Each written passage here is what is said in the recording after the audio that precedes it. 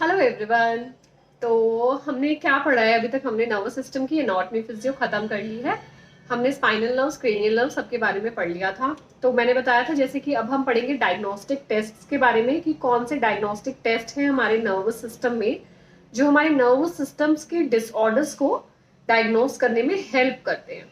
तो काफ़ी सारे डायग्नोस्टिक टेस्ट हैं, उनको एक एक करके हम पढ़ेंगे। इसमें हमने सारे प्यूपिलरी एग्जामिनेशंस और मोटर मूवमेंट्स का एग्जामिनेशंस करना होता है, कॉन्शियसनेस का एग्जामिनेशन करना होता है, सेरिब्रल एंजियोग्राफी है। तो ये 4-5 मेन इंपॉर्टेंट डायग्नोस्टिक इवेल्युएशंस हैं जिनको हम एक एक करके स्टडी करेंगे।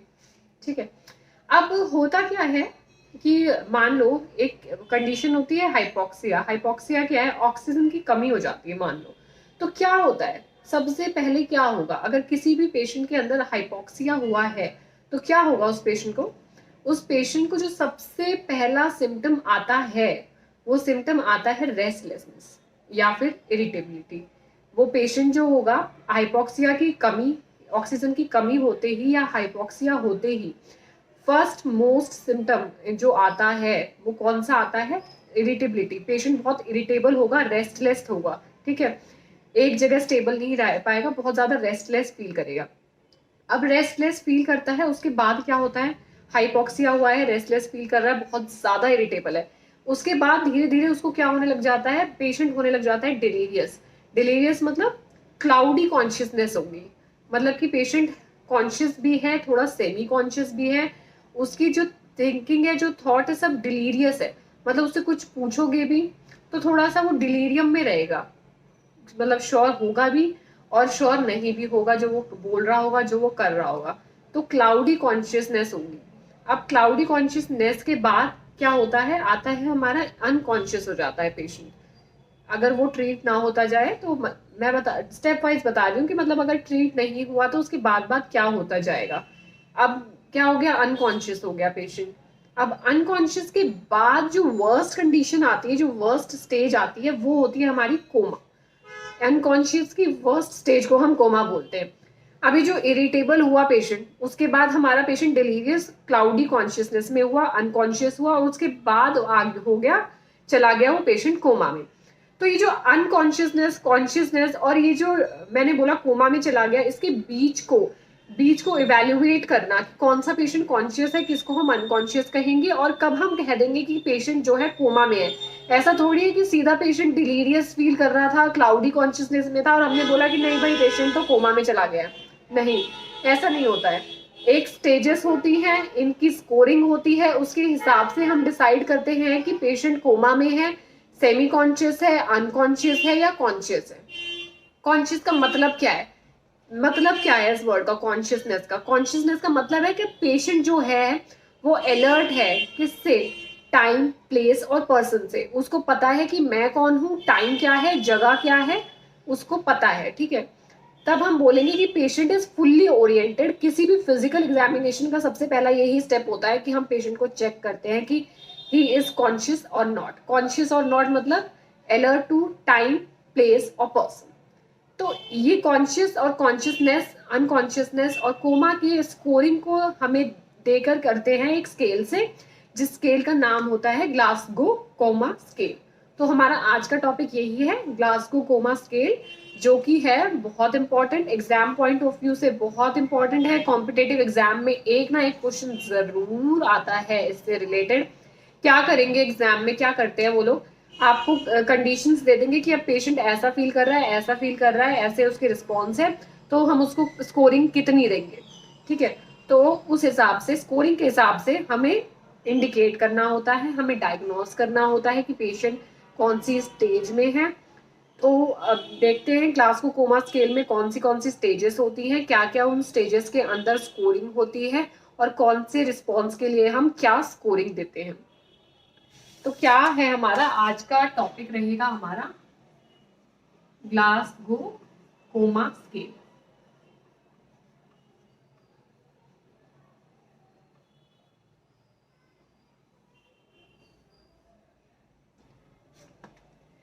तो जैसे कि मैंने कहा, किसको किसको किसके लिए करते हैं हम ये? हमने वर्ड दिया कॉन्शियसनेस।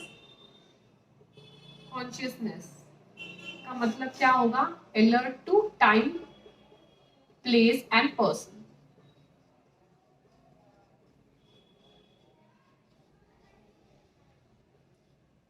ठीक है, तो ये ग्लासगो कोमा स्केल किस लिए यूज होता है, to differentiate between the unconsciousness and coma. Scale is used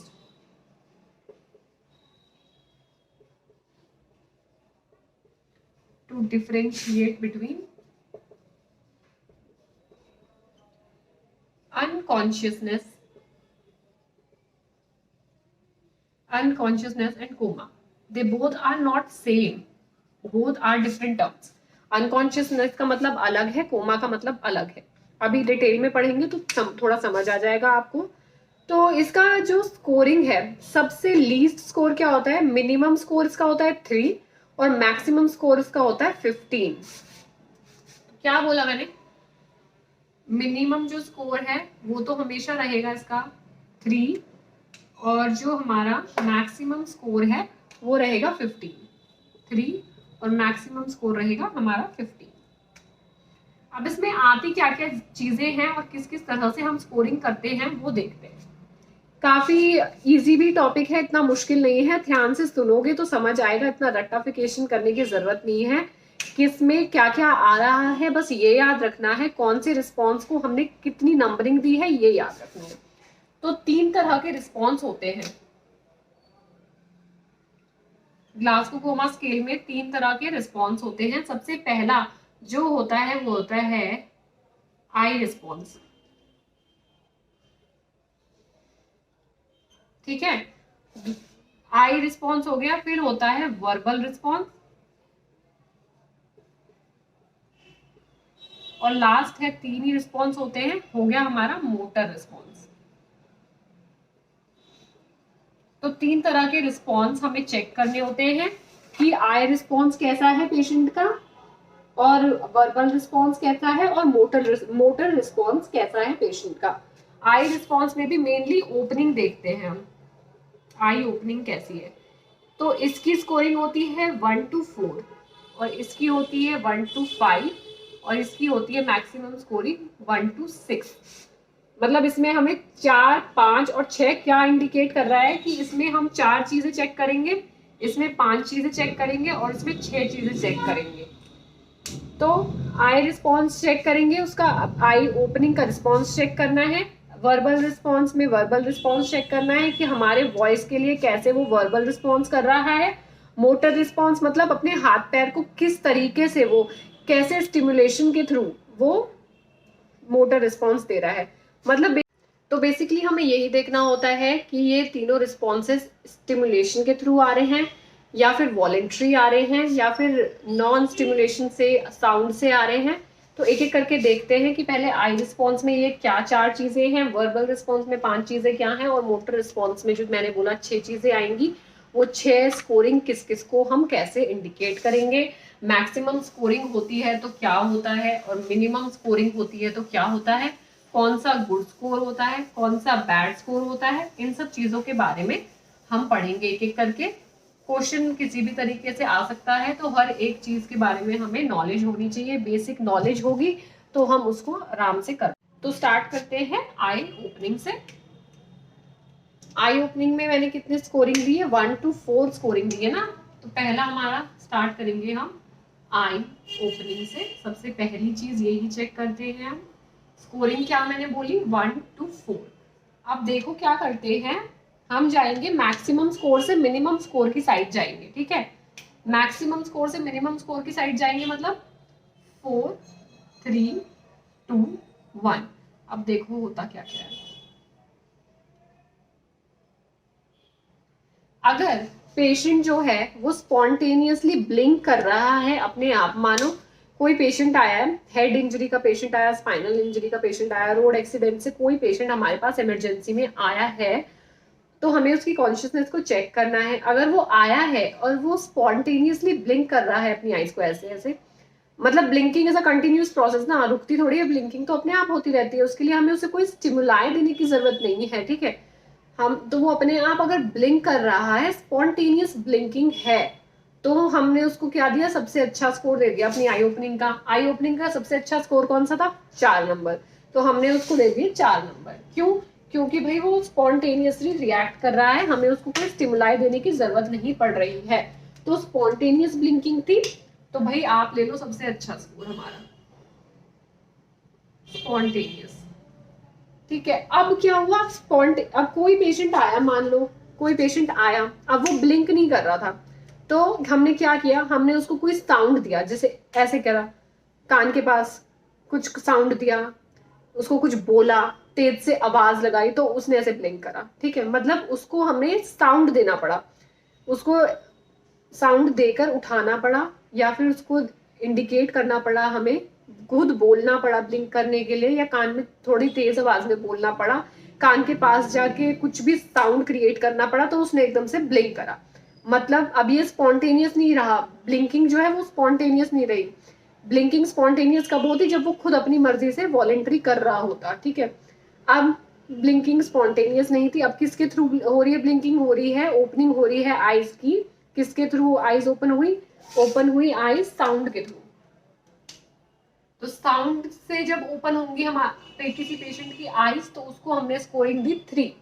अब क्या है, स्कोरिंग कम होती चली जाएगी ना, अगर हमारी आंखें अपने आप खुल रही होती, स्पॉन्टेनियस ओपन हो रही होती, तो भैया अच्छा स्कोर है, मतलब पेशेंट ठीक है, उसको कुछ करने की जरूरत नहीं है।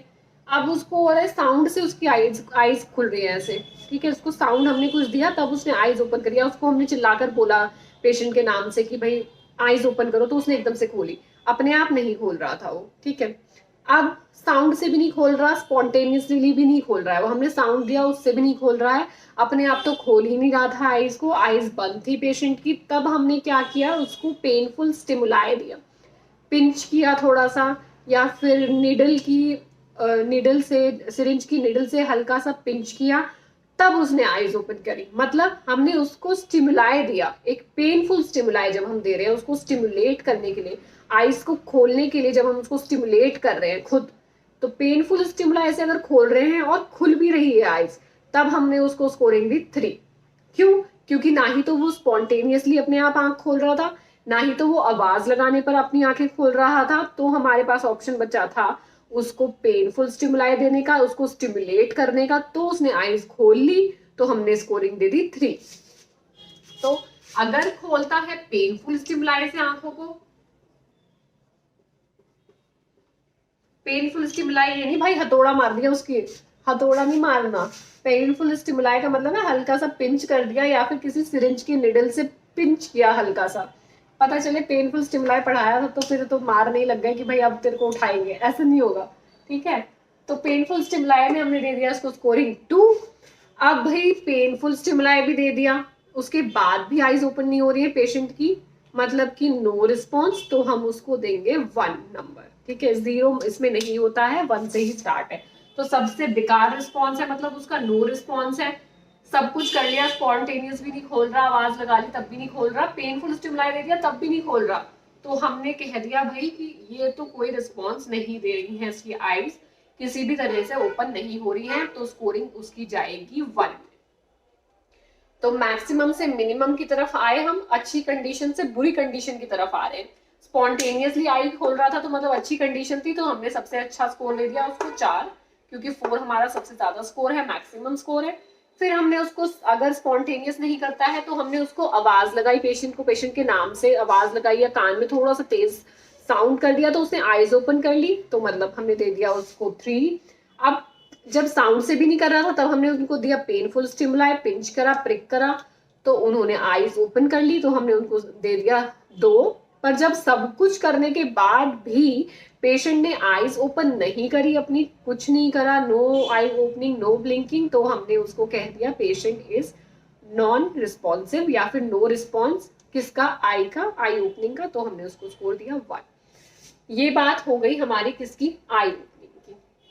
आई ओपनिंग में 4 ही स्कोर होते हैं, 1 to 4 रिस्पॉन्स। अब नेक्स्ट मैंने बोला था वर्बल रिस्पॉन्स।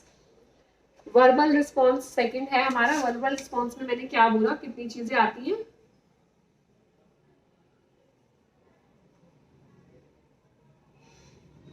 वर्बल रिस्पॉन्स में होती है स्कोरिंग 1 to 5 तक, मतलब 4 लिखा था तो 4 चीजें थी, 5 लिखेंगे तो 5 चीजें होंगी।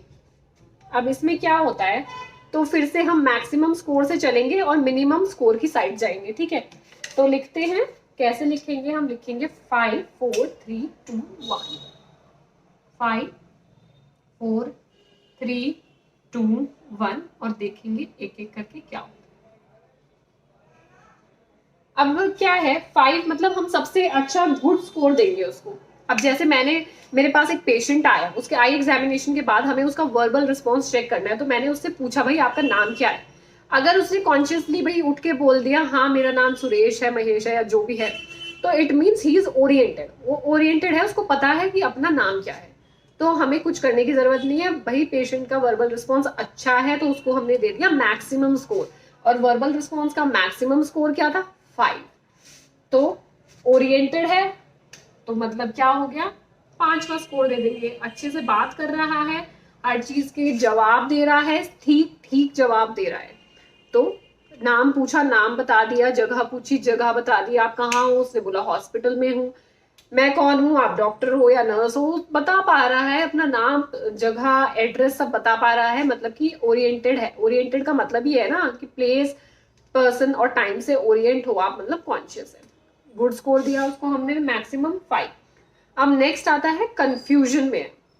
मान लो आपने उसको पता है, आपने पेशेंट से लेकिन नाम पूछा उसका, तो थोड़ा सा उसने ब्लैबर किया, ब्लैबर मतलब थोड़ा करके थोड़ा टाइम लिया, थोड़ा कंफ्यूज था वो, लेकिन उसने अपना नाम बता दिया। जैसे आपने पूछा उससे कि आपका नाम क्या है, तो उसने थोड़ा सा रुका, वो पॉज लिया, थोड़ा सा उसने सोचा, करके फिर उसने बोला कि मेरा नाम महेश है, ऐसे, ठीक है। तो कंफ्यूज्ड है लेकिन आंसर कर रहा है, ठीक है। पूरी तरह से ओरिएंटेड नहीं है पर डिसओरिएंटेड भी नहीं बोलेंगे इसको, ही इज जस्ट कंफ्यूज्ड। तो मतलब ओरिएंटेड है बट कंफ्यूज्ड है, डिसओरिएंटेड भी नहीं है, ओरिएंटेड भी नहीं है, उसके बीच में है, कंफ्यूजन में है, बट स्टिल आंसर कर रहा है। तो क्या हुआ, फिर हमने उसको नंबर दे दिया, कंफ्यूजन वाले पेशेंट को नंबर दे दिया हमने 4। अब कंफ्यूजन के बाद क्या आता है, कंफ्यूजन के बाद आता है इनएप्रोप्रिएट वर्ड्स। इनएप्रोप्रिएट वर्ड मतलब हमने पूछा कुछ, आंसर उसने कुछ और दिया। हमने पूछा आपका नाम क्या है, तो उसने बोला आज तो बहुत ठंड हो रही है, मतलब पूछेंगे कुछ, आंसर कुछ और देगा जिसका कोई कनेक्शन नहीं होगा, इनएप्रोप्रिएट वर्ड्स यूज करेगा, ठीक है। कुछ भी पूछोगे उसका सही सही आंसर नहीं देगा, वो उसका उल्टा ही आंसर देगा, तो इसको हम बोलते हैं इनएप्रोप्रिएट वर्ड्स। तो इनएप्रोप्रिएट वर्ड अगर यूज कर रहा है वो पेशेंट, तो हम उसको देंगे score 3। Inappropriate word. Worst condition होती चली जाती है तो स्कोरिंग कम होती चली जाती है। अब क्या है, इनएप्रोप्रिएट वर्ड के बाद क्या है, इनकॉम्प्रिहेंसिव साउंड करके एक सेंटेंस है, वर्ड है। इनकॉम्प्रिहेंसिव साउंड का मतलब क्या है कि वो रिस्पॉन्स तो कर रहा है, हमने उससे कुछ पूछा, वो तो रिस्पॉन्स कर रहा है, पर उसका साउंड जो है वो क्लियर नहीं है। जैसे हम उसको बोलेंगे कि आप अभी कहाँ पर हो, तो वो ऐसे बोलेगा ऐसे करके, मतलब बोलेगा, ब्लैबर करेगा हल्का हल्का सा, लेकिन हमको समझ नहीं आएगा उसका साउंड, तो उसको हम इनकॉम्प्रिहेंसिव साउंड है। नाम पूछेंगे तो ऐसे जो साउंड आता है ना, जो वाह वाह करके जो साउंड आ रहा है, इसको हम बोलते हैं इनकॉम्प्रिहेंसिव साउंड। मतलब कि समझ नहीं आएगा बट वो रिस्पॉन्सिव है थोड़ा सा अभी, बट हमें समझ नहीं आएगा कि उसका जो साउंड है वो ऐसा आ रहा है, जो उसकी वॉइस है वो ऐसी आ रही है, तो इसको हम क्या बोलेंगे, इनकॉम्प्रिहेंसिव साउंड।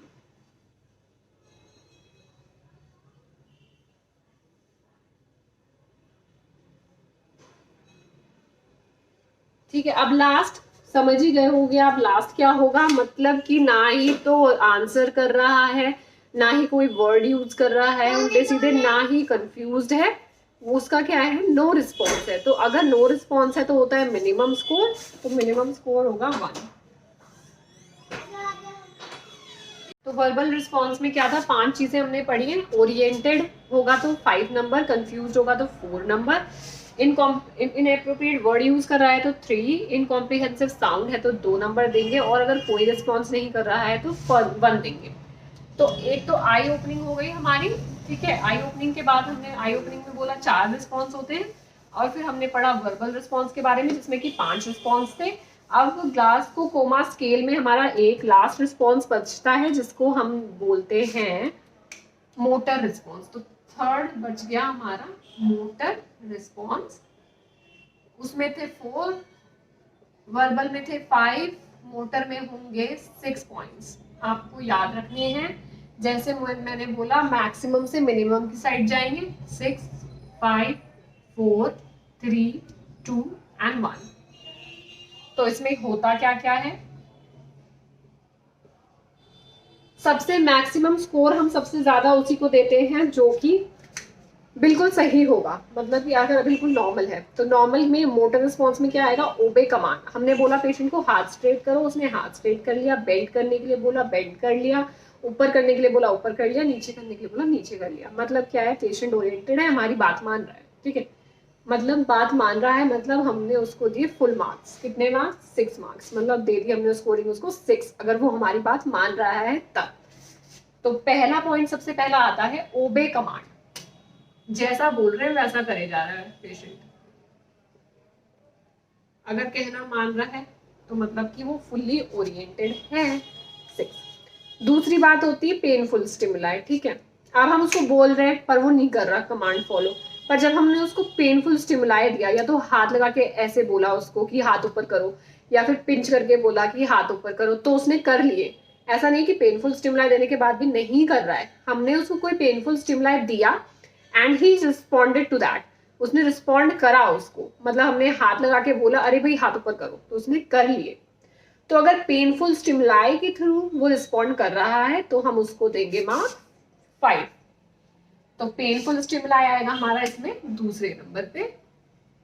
पेनफुल स्टिमुलाई से क्या कर रहा है, कमांड फॉलो कर रहा है। कमांड ही फॉलो करनी है ना, इसमें उसको अपना मोटर रिस्पॉन्स दिखाना है।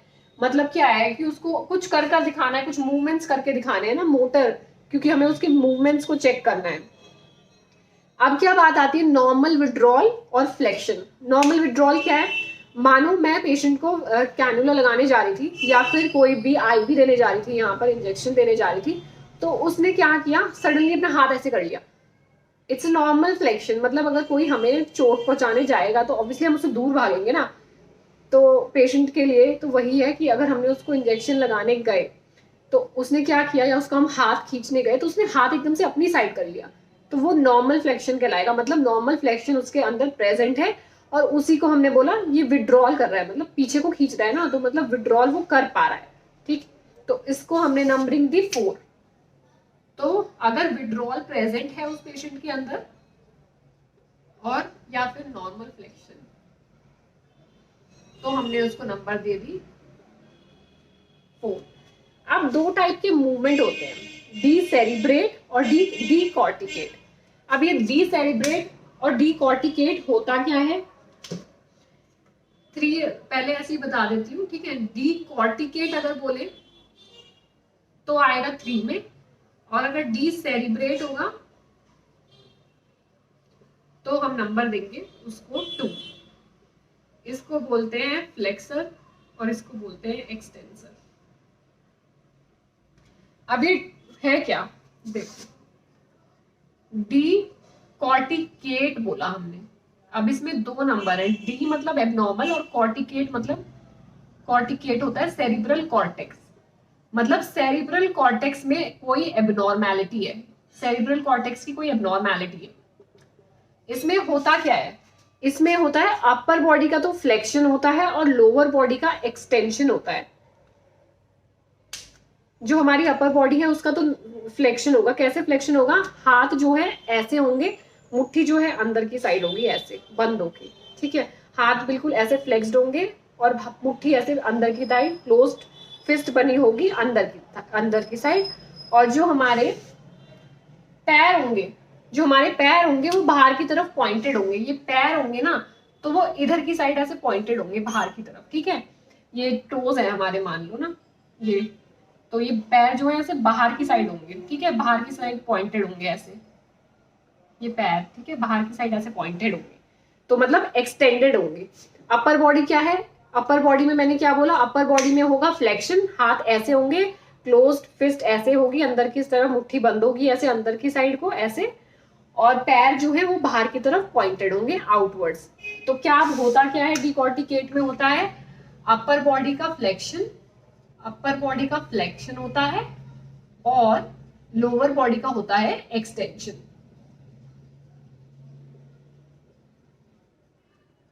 मतलब लो अपर बॉडी का एबनॉर्मल फ्लेक्शन बोलेंगे ना इसको, एबनॉर्मल फ्लेक्शन, एबनॉर्मल एक्सटेंशन, इसको हमने बोला डिकॉर्टिकेट। किसकी एबनॉर्मैलिटी होती है, सेरिब्रल कॉर्टेक्स की एबनॉर्मैलिटी होती है। पेशेंट बिल्कुल इसमें क्या होता है, स्टिफ होता है, स्टिफ मतलब बिल्कुल एकदम टाइट बॉडी होगी उसकी, जैसे हमारी तो बहुत फ्लेक्सिबल है ना, लेकिन उसकी फ्लेक्सिबल नहीं होगी, एकदम टाइट बॉडी होगी उसकी, उसको देखते ही आपको लगेगा कि बिल्कुल स्टिफ है बॉडी, ठीक है, स्टिफ बॉडी होती है। फिस्ट बिल्कुल ऐसे होती है, अंदर की तरफ अपर बॉडी फ्लेक्स्ड होती है, लोअर बॉडी एक्सटेंडेड होती है। तो ये हो गया डिकॉर्टिकेट। तो डिकॉर्टिकेट अगर है पेशेंट तो उसको हम देंगे नंबर 3। अब हमने बात की, दूसरा आता है डीसेरिब्रेट। डीसेरिब्रेट, डीसेरिब्रेट का मतलब है पूरे सेरिब्रम में ही प्रॉब्लम है। डीसेरिब्रेट किसकी एबनॉर्मैलिटी है, पूरे सेरिब्रम की एबनॉर्मैलिटी है। अब इसमें होगा क्या, इसमें अपर लोअर दोनों का एबनॉर्मल एक्सटेंशन होगा, अपर एंड लोअर बॉडी का एबनॉर्मल एक्सटेंशन होगा। उसमें अपर बॉडी का फ्लेक्शन था, इसमें अपर लोअर का दोनों का एक्सटेंशन होगा।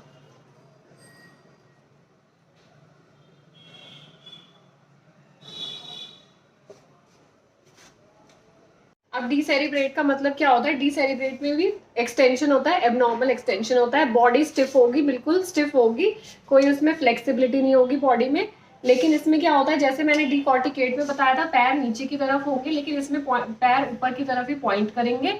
लेकिन इसमें क्या होगा, जो हमारा नेक है और हेड है वो पीछे की साइड होगा, हेड और नेक पीछे की तरफ होगा डाउनवर्ड, और जो हमारे टोज होंगे वो बिल्कुल स्ट्रेट पॉइंटेड होंगे ऊपर की तरफ। बॉडी क्या है, बॉडी वैसी रहेगी हमारी, स्टिफ रहेगी। सेरिब्रेट में क्या होगा, एबनॉर्मल एक्सटेंशन होगा अपर बॉडी का भी और लोअर बॉडी का भी, तो हमने उसको पॉइंट दे दिए 2। और अगर कोई रिस्पॉन्स नहीं होगा, कुछ भी नहीं कर रहा है, no normal extension, no abnormal extension, तो हमने उसको पॉइंट दिया 1। तो ये हमारे 6 पॉइंट हो गए किसके, मोटर रिस्पॉन्स के। अगर कमांड को ओबे कर रहा है तो हमने उसको दिया 6, पेनफुल स्टिमुलाई से कर रहा है तो 5, नॉर्मल फ्लेक्शन विड्रॉल कर रहा है तो 4, डीकॉर्टिकेट है तो 3, सेरिब्रेट डीसेरिब्रेट है तो मतलब एबनॉर्मल एक्सटेंशन है तो 2 दिया, और नो रिस्पॉन्स है तो 1। किसी का भी रिस्पॉन्स 2 अगर नहीं है, कोई भी रिस्पॉन्स, तो तीनों में वो आता है, हम उसको देते हैं 1। अब मैंने क्या बोला कि मिनिमम स्कोरिंग क्या होती है इसकी, मिनिमम स्कोरिंग इसमें हमने दी है 3 और मैक्सिमम स्कोर होता है इसका 50। तो ग्लासकोमा स्केल का मिनिमम स्कोर होता है 3 और मैक्सिमम स्कोर होते हैं इसमें 15। मतलब 4, 5 और 6 को अगर काउंट करोगे तो वो 15 ही होगा, ठीक है। अगर लेस देन 8 है, अगर कोई भी हमारी स्कोरिंग लेस देन 8 आती है तो उसको हम बोलते हैं, लेस देन अगर 8 है तो हमने बोला सीवियर हेड इंजरी है पेशेंट को, सीवियर हेड इंजरी है, अनकॉन्शियस है पेशेंट, और क्या है उसको अनकॉन्शियस, सीवियर हेड इंजरी है, अनकॉन्शियस है, और लेस देन 8 को हम कहते हैं कि क्या है, बैड स्कोर है। तो अगर 8 से स्कोर कम हो तो उसको होती है सीवियर हेड इंजरी, पेशेंट को अनकॉन्शियस कहेंगे और बैड स्कोर कहेंगे उसको। और अगर 8 to 13 स्कोर हो तो मतलब माइल्ड इंजरी है, माइल्ड इंजरी है। 3 होता है, 3 इंडिकेट करता है कोमा को, और 15 होता है हमारा गुड स्कोर, मतलब फुल्ली ओरिएंटेड, गुड स्कोर बोलेंगे या फिर फुल्ली ओरिएंटेड बोलेंगे। तो अगर 8 से कम हो तो सीवियर हेड इंजरी, पेशेंट होगा अनकॉन्शियस और बैड स्कोर कहेंगे, गुड स्कोर होगा हमारा 15, 8 to 13 है तो माइल्ड ब्रेन इंजरी को इंडिकेट करेगा, और ये मिनिमम स्कोर इंडिकेट करता है हमारा कोमा या फिर डेथ।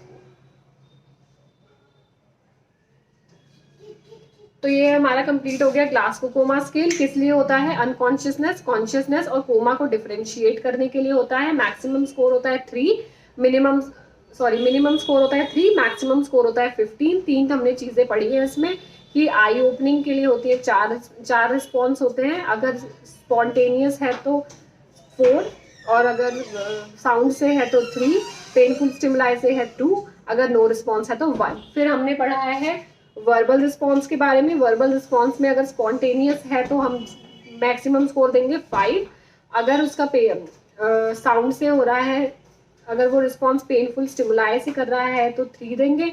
फिर इनएप्रोप्रिएट वर्ड, इनकॉम्प्रिहेंसिव साउंड या फिर नो रिस्पॉन्स, मैक्सिमम से और मिनिमम स्कोर की तरफ जाएंगे। मोटर रिस्पॉन्स में होते हैं 6 पॉइंट्स। सबसे ज्यादा पॉइंट देंगे अच्छी चीज को, तो मतलब obey command, painful stimuli, normal flexion, और फिर आता है decorticate, decerebrate. Last हमारा आता है नो रिस्पॉन्स, मतलब कि फ्लैसिड पोस्चरिंग है, कोई रिस्पॉन्स नहीं कर रहा है बॉडी में, बिल्कुल फ्लैसिड बॉडी हो चुकी है, नो फ्लेक्सिबिलिटी इज देयर। ठीक है।